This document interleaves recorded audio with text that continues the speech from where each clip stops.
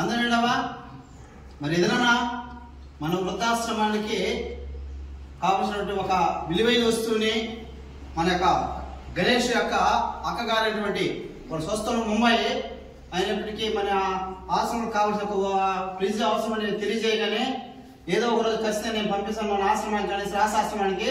ఆమె ఇచ్చిన మాట ప్రకారం మేడం గారు ఈరోజు మరి బాలశెట్టి మేడం గారు ఆ మాట నిలబెట్టుకుంది. ఆయనకు మా హృదయపూర్వక ధన్యవాదాలు తెలియజేసుకుంటున్నాము.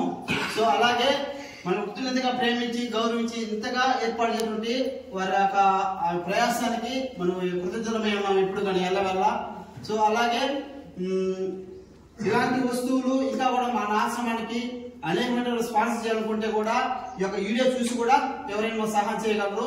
అలాగే సో వాళ్ళ కుటుంబంలో ఏ విధంగానూ ఈ యొక్క వస్తువు కొరతగా ఎప్పటికీ కొరత లేకుండా ఉన్నట్లు మనమంతా కూడా దేవుని ప్రార్థిస్తూ అలాగే దేవతలు అనేక ముక్కోటి దేవత దీవెనలు కూడా వాళ్ళ కుటుంబానికి వెలవెల ఉండాలని అలాగే మన మధ్య గణేష్ కూడా ఉండాలని మనస్ఫూర్తిగా దేవుని ప్రార్థిస్తూ అన్నదాత ఒకసారి వస్తుదాత సుఖీభవ తెలియజేస్తాం. వస్తుదాత వస్తుదాత వస్తుదాత వస్తుదాత వస్తుదాత వస్తుదాత. ఒకసారి అందులో మేడం క్వశ్చన్ అంట మేడం. అదే విధంగా ఈ గణేష్ నారాయణ శెట్టితో ఫ్రిడ్జ్ ఓపెనింగ్ చేయడం కూడా జరుగుతుంది.